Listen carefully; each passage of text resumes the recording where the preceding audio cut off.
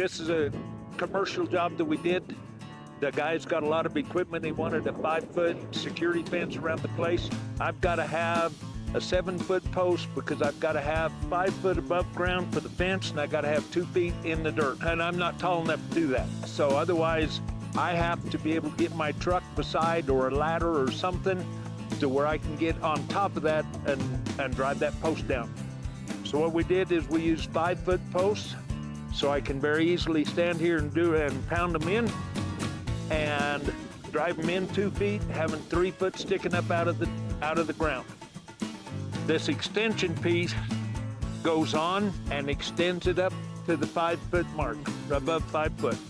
Then we stand our fence up and we tie it off. Absolutely a lifesaver for tall fences. 8-foot fence, do the same thing, we just get longer extensions.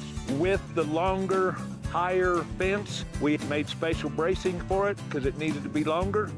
The horizontal is the same, but the angle brace has got to be longer to square up your fence, to hold your corner right. This slot cut in here and this little notch there keeps this in line so that you can see the knobs are all in line all the way down. This long leg of the T-post, this slides right on there.